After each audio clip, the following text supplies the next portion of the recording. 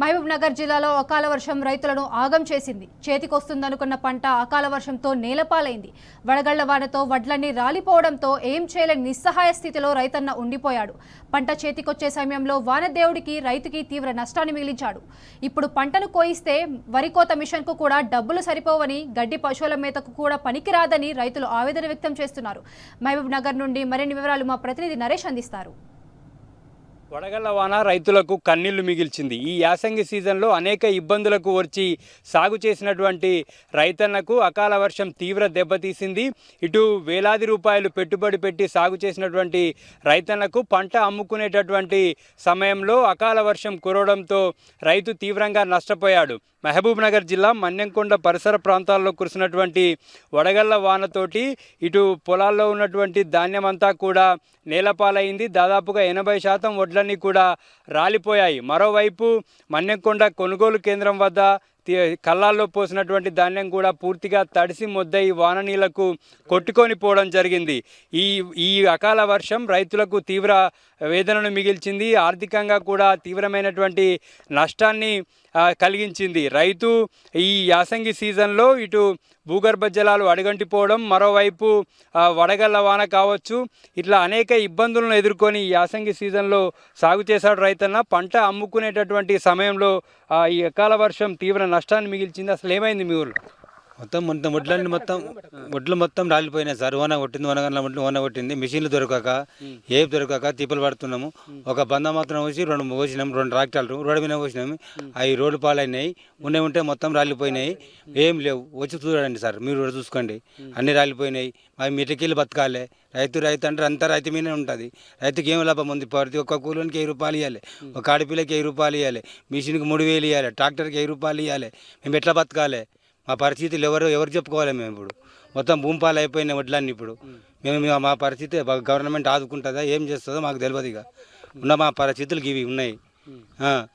లక్షలు పెట్టినాము, నాశనమైనాము. ఇప్పుడు ఏలేలు పెట్టి మీ కళ్ళతోనే చూస్తున్నారు కదా సార్. ఇప్పుడు కనిపిస్తున్నావే మొత్తం భూమిపాలే ఉన్నాయి. చారణ మిగిలిన బారణ మొత్తం భూమిపాలే ఉన్నాయి. మాకైతే పెట్టి ఏం చేయలేదు. చెవిటిపడి గప్ప ఉన్నాం మేము. ఇప్పుడు ఆలోచన మీరు ఏం చేస్తారో మీరే చేయాలి. ఇక తిరువానా మీరు ఏమైంది? ఎన్ని ఎకరాలు సాగు చేసిర్రు? అసలు ఏమైంది? ఆ కళ్ళల్లో కూడా పూర్తిగా వడ్లని కూడా తలిసిపోయినాయి. ఇక్కడ చూస్తున్నాము, ఇక్కడ పూర్తిగా నేలపాలైంది. దాదాపు ఇక్కడ ఒక 25 ఎకరాల సాగులా ఉంది భూమి. ఈ కొంచెం కోసినాం నిన్న. మిషన్ రాక ఈరోజు కోతామంటేనే అకాల వర్షం 3:30కు వచ్చింది. ఇక్కడ 3:30కు ఏకదమ్మున వస్తానంటే మొత్తం వడగండ్లతో 70% రాలిపోయినాయి వడ్లు. 25% మిగిలింది. దీనికి గవర్నమెంట్ ఆదుకుంటే జర మాకు ఇట్లా ఆర్థిక సాయంగా మంచిగా ఉంటుంది. ఎన్ని ఎకరాలు సాగు చేసినాం? ఎంత పెట్టుబడి? మేము 1,00,000 రూపాయలు పెట్టుబడి అయింది. 6 ఎకరాలు సాగు చేసినాము. ఇప్పుడు ఒక అర్ధ ఎకరా కోసుకున్నాము. 5.5 పోయింది అంతే. మొత్తం భూమి పాలు అయిపోయింది. ఇక ఏం లేదు, ఇంకా కంప్లీట్గా వెళ్ళిపోయింది వడ్లు.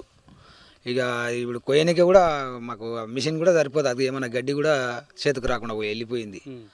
ఇంకంతా ఎట్లే పోయినట్లే మాకు అభిప్రాయం అంతా. ఇప్పుడు మీరేం ఎకరాలు సాగు? సార్ నా 5 ఎకరాలు సాగు చేసిన సార్. అనుకోకుండా వర్షం వచ్చేసింది. వనగళ్ళు మొత్తం కూర్చుని వడ్లు ధాన్యం మొత్తం నేలపాల అయిపోయింది. ఇంకా కోసుకుందామనే సమయంలో మిషన్ దొరకక జర మేము ఇక మిషన్ దొరకక వెనక ముందు అయితే అంతలో వచ్చేసింది. వడ్లు మొత్తం రాలిపోయినాయి ఏం లేకుండా.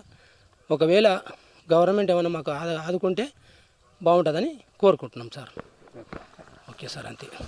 వడగళ్ళ వాన కురవడంతో ఈ ధాన్యమంతా కూడా పూర్తిగా నేలపాలైపోయింది. ఈ వరిగడ్డి పశువుల మేతకు కూడా పనికిరాదని రైతులు చెప్తూ ఉన్నారు. ఓవైపు కళ్ళాల్లో ఉన్నటువంటి ధాన్యం తడిసి ముద్దైపోవడం, మరోవైపు కోయడానికి సిద్ధంగా ఉన్నటువంటి ధాన్యమంతా కూడా నేలపాలైంది. లక్షలాది రూపాయలు పెట్టుబడి పెట్టి సాగు చేసినటువంటి రైతన్న ధాన్యం అమ్ముకొని అప్పులు తీర్చుకుందామని చెప్పి ఎదురు చూస్తుండగా అకాల వర్షం రైతు నోట్లో మట్టి కొట్టినట్లు అకాల వర్షం ప్రకృతి విలయ తాండవం రైతుకి కన్నీళ్లు మిగిల్చింది. తీవ్ర ఆవేదనను మిగిల్చింది.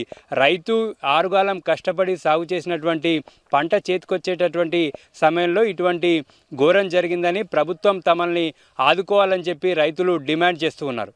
వీడియో శంకర్తో Naresh, T News, Mahbubnagar జిల్లా.